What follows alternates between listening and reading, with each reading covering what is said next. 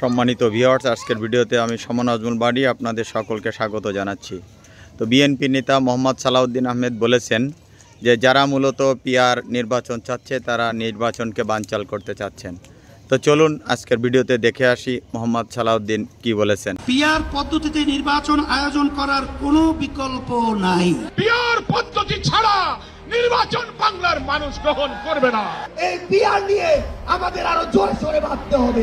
দিন যতই গড়াচ্ছে নির্বাচনকে কেন্দ্র করে আলোচনা ততই জোরালো হচ্ছে। বিশেষ করে জাতীয় নাকি স্থানীয় নির্বাচন আগে, প্রচলিত সংসদীয় নাকি পিআর পদ্ধতিতে নির্বাচন। জামায়াত ইসলামী, ইসলামী আন্দোলন, কমিউনিস্ট পার্টি সহ বিভিন্ন দল পিআর পদ্ধতির কথা বলে আসছে। অন্যদিকে বিএনপি প্রচলিত সংসদীয় পদ্ধতির কথা বলে আসছে। যারা স্থানীয় সরকারের নির্বাচন জাতীয় সংসদের নির্বাচনের আগে চায়, তাদের একটি উদ্দেশ্য আছে, হয় নির্বাচন বিলম্বিত করা অথবা বাংলাদেশের নির্বাচন না হওয়া। বিএনপির স্থায়ী কমিটির সদস্য সালাহ উদ্দিন আহমেদ বলেন, যারা পিআর পদ্ধতিতে নির্বাচন চাচ্ছেন তাদের উদ্দেশ্য আছে, তারা নির্বাচন বিলম্ব অথবা নির্বাচন বানচাল করতে চায়। রাজধানীর সেগুন বাগিচায় যুদ্ধের ময়দান থেকে রাষ্ট্রের প্রধান জিয়াউর রহমান স্মারক প্রকাশনা ও আর্কাইভ অনুষ্ঠান শেষে তিনি এমন মন্তব্য করেন যে পিআর পদ্ধতিতে নিম্ন কক্ষের অর্থাৎ জাতীয় সংসদের নির্বাচন তারা চায়, সেটা তাদের রাজনৈতিক অবস্থান থেকে, দলের অবস্থান থেকে চাইতেই পারে। বাংলাদেশে এই আনুপাতিক হারে নির্বাচনের জন্য কোনো ইতিহাস নাই। সালাহউদ্দিন আহমেদ আরো বলেন, বাংলাদেশের প্রেক্ষাপটে পিআর পদ্ধতিতে নির্বাচন সম্ভব নয়।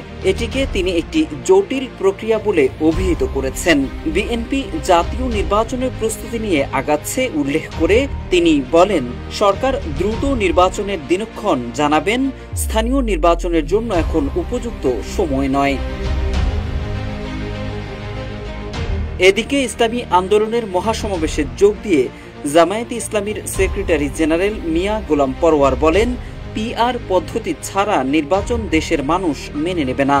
অন্যদিকে ইসলামী আন্দোলনের আমির মুফতি সৈয়দ মোহাম্মদ রেজাউল করিম বলেন, পিআর পদ্ধতি ছাড়া নির্বাচন অনুষ্ঠানের বিকল্প নেই। জনগণের ভোটের অবমূল্যায়ন রুখতে সংসদ নির্বাচনে পিআর পদ্ধতি চালুর কথা বলেন তিনি।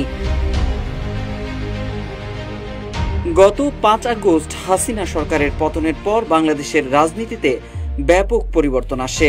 অন্তর্বর্তী সরকার গঠনের পর নির্বাচনী ব্যবস্থার সংস্কারের লক্ষ্যে গঠিত কমিশন নানা প্রস্তাবনা উপস্থাপন করেছে। তবে নির্বাচন ইস্যুতে রাজনৈতিক দলগুলোর মধ্যে স্থানীয় সরকার নির্বাচন ও জাতীয় নির্বাচন এবং পিআর পদ্ধতি নিয়ে পক্ষে বিপক্ষে বেশ আলোচনা চলছে। বর্তমানে মাঠের রাজনীতিতে সক্রিয় অনেক দলই পিআর বা আনুপাতিক প্রতিনিধিত্ব পদ্ধতির দাবি করে আসছে। তবে পিআর পদ্ধতিতে আপত্তি রয়েছে বিএনপির। দলটি প্রচলিত সংসদীয় পদ্ধতির কথা বলে আসছে। অন্যদিকে স্থানীয় ও জাতীয় নির্বাচন কোনটি আগে এবং কোনটি পরে তা নিয়েও পক্ষে বিপক্ষে অবস্থান করতে দেখা যাচ্ছে রাজনৈতিক দলগুলোকে। মোহাম্মদ সাইফুল ইসলাম, ইত্তেফাক।